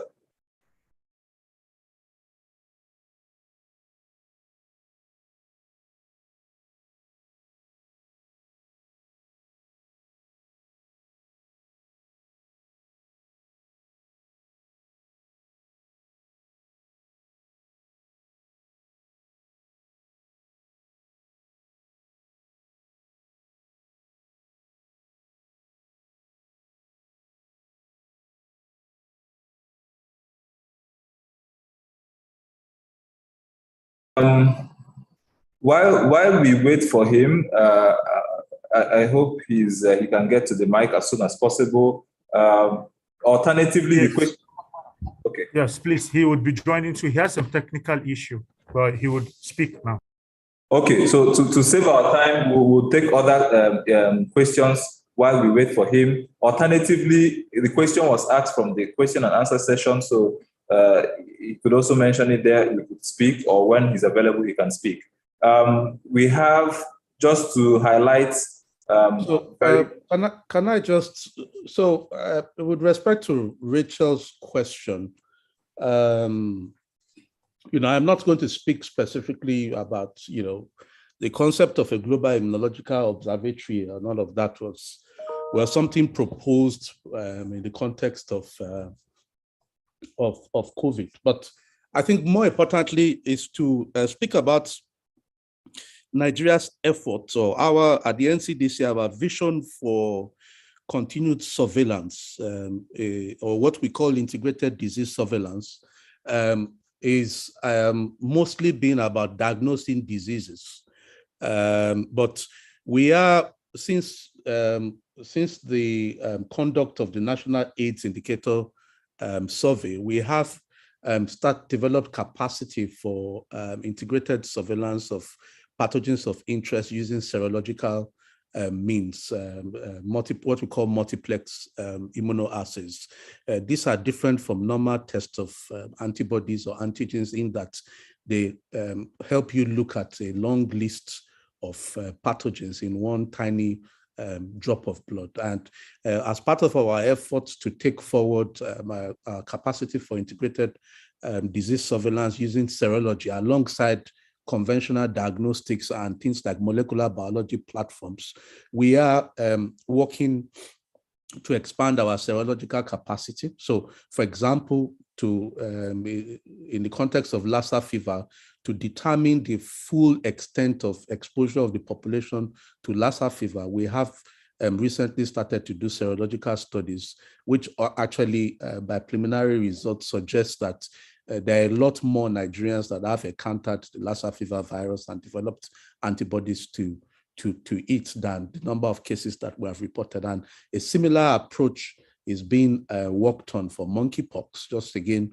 looking at serology, in addition to the conventional diseases, the vaccine preventable ones that everybody knows. And of course, we have on that list some of the emerging and reimagined pathogens or epidemic and epidemic prone pathogens. And at the moment, we are to sort of also make that a bit routine. We are having conversations with the National Blood Transfusion Commission so that we can also have access to residual blood samples from blood donors to test and screen in a systematic manner that sort of gives us sentinel surveillance capacity to screen on trends and patterns of exposure to various pathogens of interest in the country in a way that more or less fits into an integrated approach or an integrated observatory approach for diseases of public health importance. But this is, we have started, there's quite a bit of work in progress, and I'm sure that WHO colleagues will tell you, again, we live in a global interconnected world. The world will only be as strong as its weakest link. So it is important that every country sort of has the ability to do this to the extent that it can be done. And when we look at serological surveys for COVID, for example, there were a lot more serological surveys done in other parts of the world where routine national serosurveillance was already in place, whereas in places like Nigeria, we had to do bespoke surveillance studies. I was part of the COVID response in Kenya, and we could leverage, for example, blood donor surveillance to plot the entire trajectory of population exposure to SARS-CoV-2, going from when there was very little to when almost 80–90% of the population were exposed. And I definitely intend that the NCDC, under my watch and in conjunction with the NCDC team and other partners, will get better at this integrated surveillance or systems biology approach also to disease surveillance. Back to you. Thank you so much, the DG of the NCDC, for that response. I hope Rachel and other colleagues have benefited from this response. Since it was directed to the WHO, do we have Dr. Kofi Boateng now? If we have you, sir, you can take the floor before we proceed. Thank you very much, MC, and good afternoon, DG, WR, and colleagues. Just to contribute to the response by the DG, which is very comprehensive, just to localize the context. We know in WHO we have continued to help NCDC to expand on its sequencing capacity. As we speak at the moment, we are supporting the rollout of the phase 2 stage of expanding the genomic sequencing capacity. We do have a support globally to document and make sure we have the trail of all these genetic evidence around all these pathogens to guide response actions and also to give guidance to countries. And I'm happy to announce that when the list of countries that are currently performing genomic sequencing on monkeypox, Nigeria was among the very few in the continent that was highlighted. It means we are building on, as the DG said, and we will be supporting in terms of capacities, in terms of ensuring that we leverage on the current observatories so that we have Nigeria pathogens well mapped on that platform. We trust that with the commitment from the DG, we would make much progress, as he has already indicated. Thank you very much. Over.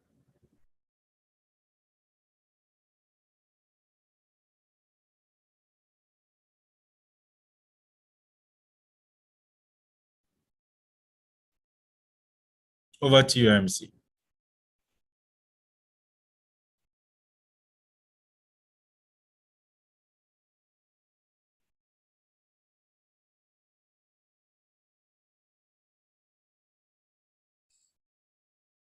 Okay. Yeah, thank you so much. Thank you so much, Dr. Kofi. We've run out of time. This event will be wrapped up at 2 p.m. We have set a few questions still in the chat box, just to know that we have about 27 answered questions from the chat box. Actually, almost every question has been answered and have been discussed here as well. I'd like to take this one in particular for colleagues who might have joined us a bit late. I can see we still have significant participation here. The question is from Kaneng in Jos, from Teen City FM Radio. Taking from Dr. Mao's presentation, who is the IM, she made it very clear that facilities and cases are very minimal and less severe in Nigeria. And perhaps it could have been cases recorded in other regions in the northwest, northeast since 2017. Thus, can we say that one can naturally recover from this disease without taking any medication? The DG responds with, typically, monkeypox is a self-limiting illness. It tends to be severe in people with immunocompromised systems. So this is just to remind colleagues here that monkeypox is very, very self-limiting, and that regardless of the increase in cases in some parts of the world, the virus is generally self-limiting and people recover. I think that's the last of the questions, but we'll still go around. Can I just highlight that if you take the global cases, including for 2022, including Nigeria's cases, we've had 3,000 cases worldwide, and we've recorded 1 death. And this was the death that was described eloquently by the incident manager. So the natural history of monkeypox really, at least for the West African clade, is it's a self-limiting illness that will one would recover from. Yes, there are a few people that are at high risk for severe disease manifestation or even adverse outcomes like death. And it is because of these established risk factors that we are working on making sure that we can have an option for treatment and for perhaps also vaccines for those that are at the highest risk. We want a situation where nobody dies from any illness if it is preventable or if it is possible, regardless of how few or how mild the condition is. Back to you. DG, for that.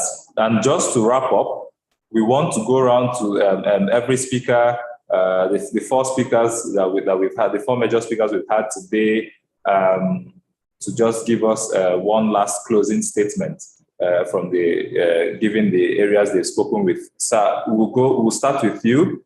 We'll start with the Director General of the Nigeria Center for Disease Control. So any last words so that we can wrap up?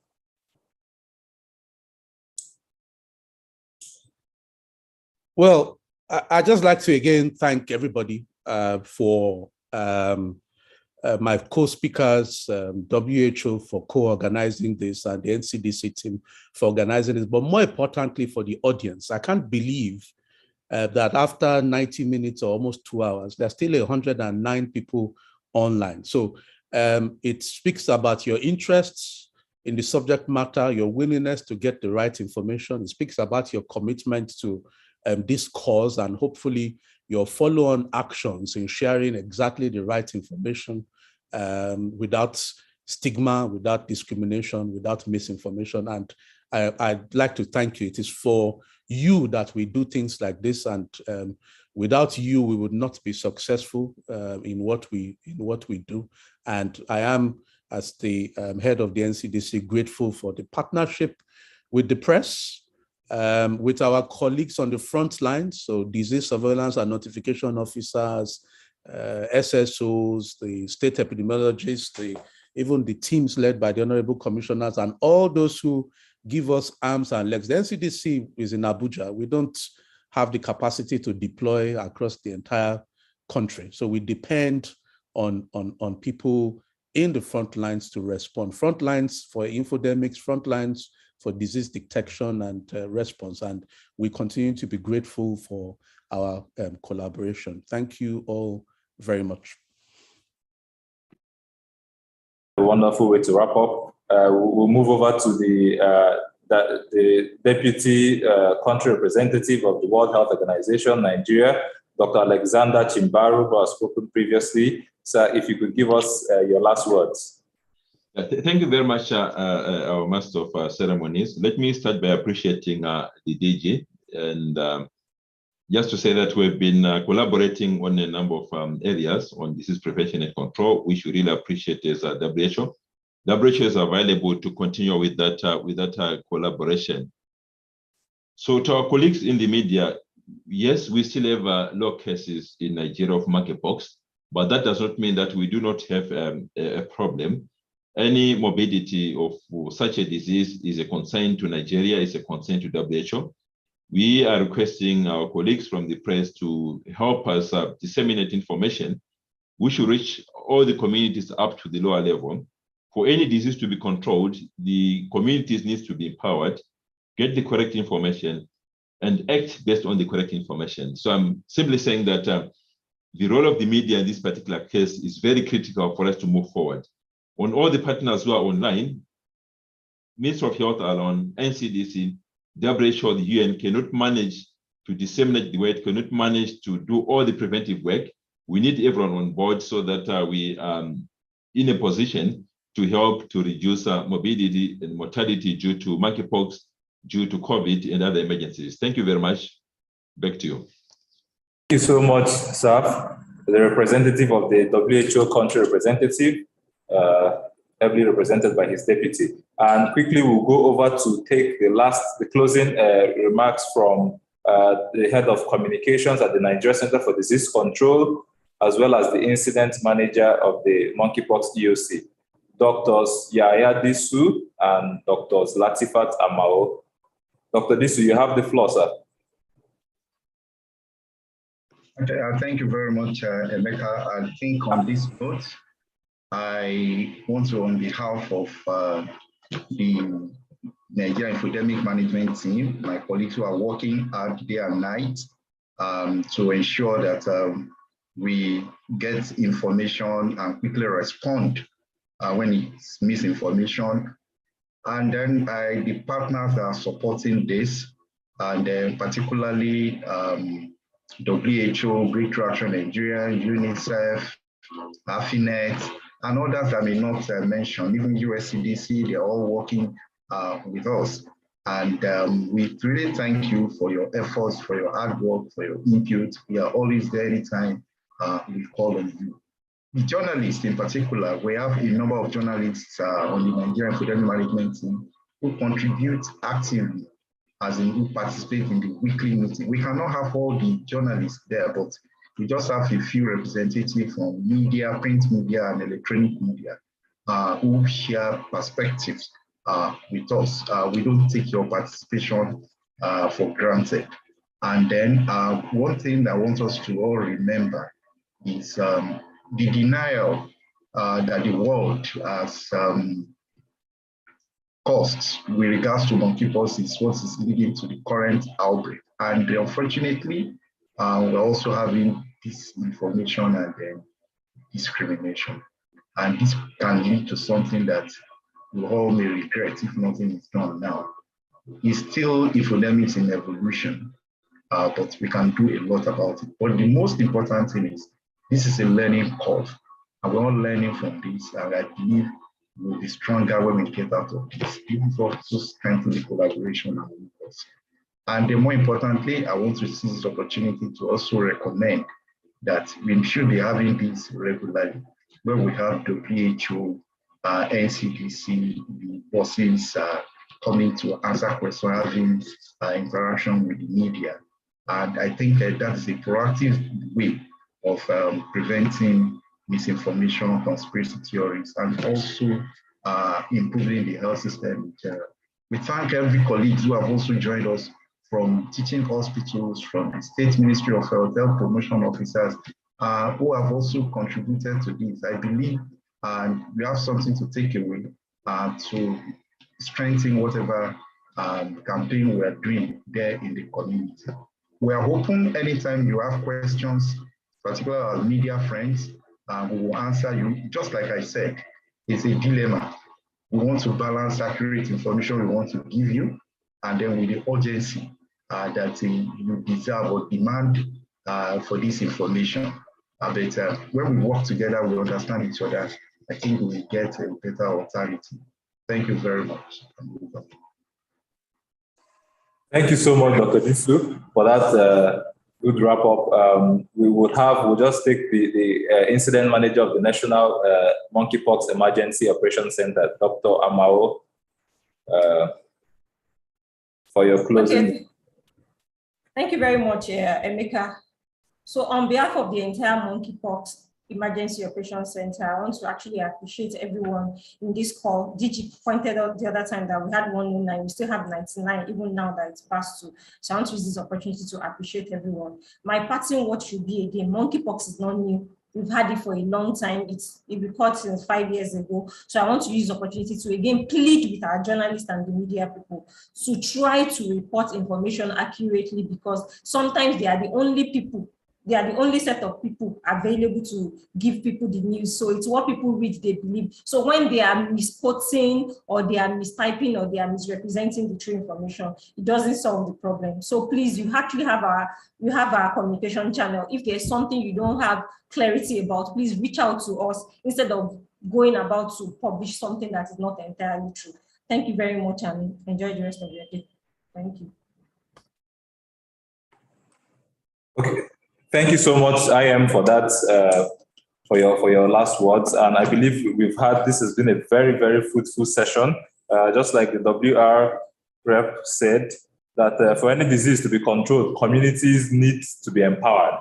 So that responsibility for empowering the communities lies between the health authorities and, of course, the media, who have the ears of the Nigerian public. Then again, the DG highlighted that charity begins at home. Obviously, we can never forget, you can support the ongoing work by the NCDC and health authorities in public health from your various jurisdictions, whether you're the media, the health advocates, even students that are here. And as Dr. Disu mentioned, this event is going to be regular, and we hope for your participation and commitment again to make this fruitful and insightful and interactive as well. And you'll definitely be informed of the next Infodemics management roundtable. Once again, we thank you so much for your active participation.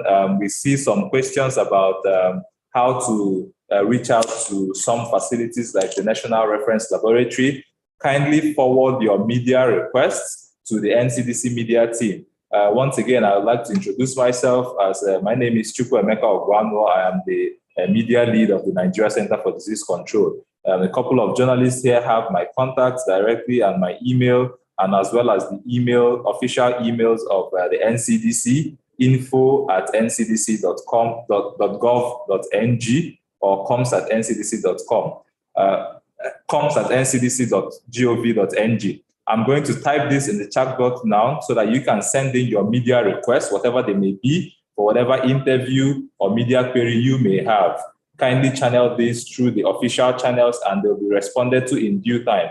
We apologize that sometimes your responses might take time depending on the tons of requests we have per time. Currently now we've been receiving a huge influx of queries on monkeypox, and that is why this event has been very, very timely, so that all your concerns and questions and queries can be all addressed here. And we look forward to reading the very quality stories you will have from this session. Thank you once again. If you're not yet on our WhatsApp group, you can WhatsApp me. If you have my WhatsApp number, to be added to our WhatsApp group.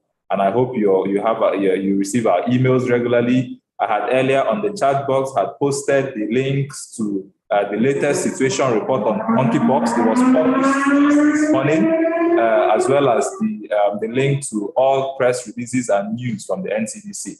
You can visit our site for that, the ncdc.gov.ng. Once again, thank you so, so much for your wonderful participation. We learned a lot as much as you learned from us.